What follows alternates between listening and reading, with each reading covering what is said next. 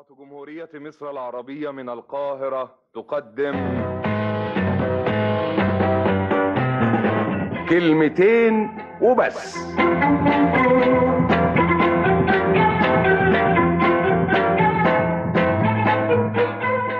سيد أفندي لاحظ إن الكلمة الحلوة قربت تختفي من المجتمع ومن حياة الناس.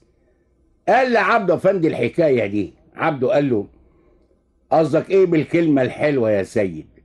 سيد قال له: قصدي كلمة الحب، كلمة التشجيع، كلمة الصدق، كلمة التسامح.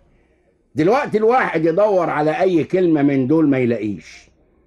الدنيا جرالها ايه يا عبده؟ عبده قال له: انا مش فاهم لحد دلوقتي انت قصدك ايه بالظبط.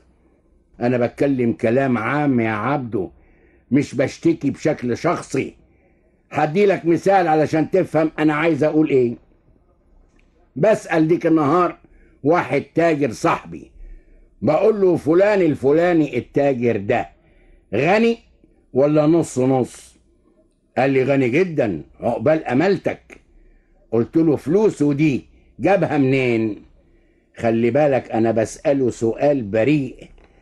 كان قصدي الفلوس اللي عملها من خلال تجارة ايه؟ الراجل اللي بسأله قال لي: ايه تفتكر؟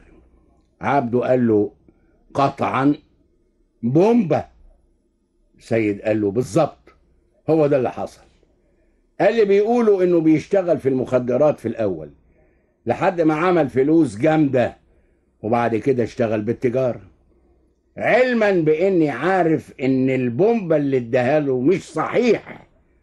يعني الراجل ما اشتغلش في المخدرات ولا حاجة، بالعكس كان تاجر امين ونشيط، وبسبب نشاطه وامانته عمل فلوس. كان زمان يا عبده لما حد يسأل تاجر عن تاجر تاني كان يمدح فيه، دلوقتي يديله بومبا. ليه؟ ما تفهمش. ايه سر ان الناس نسيت كلمة الصدق؟ مش بس كده، دلوقتي مين اللي بيقول الكلمة الحلوة؟ نادر اللي بيقولها، نادر انك تسمعها. تسأل واحد عن واحد يقول لك ده بيغش، او ده حرامي، او ده نصاب. المفروض ان الكلمة الحلوة لها تأثير اكبر من تأثير اي قوة. عارف الكلمة الحلوة زي ايه؟ زي نقطة المية.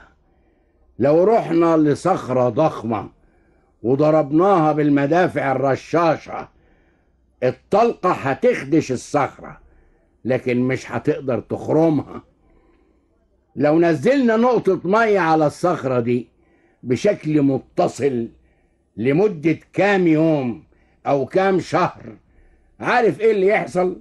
الصخرة هتتخرم. يبقى المية أقوى ولا الرصاصة؟ المية أقوى، والكلمة الحلوة أقوى. كلمة التشجيع مطلوبة في المدرسة وفي البيت وفي النادي وفي الشغل وفي اللعب. من غير تشجيع الناس تقف مكانها، ما تتقدمش. حتى أكبر مغني أو أكبر فنان إن ما لقاش تشجيع ما يقولش، ما يشتغلش بنفس، ما يشتغلش بهمة. الكلمة الحلوة ممكن تمسح متاعب الإنسان وتخليه يستمر في حياته بشكل أرقى وأجمل.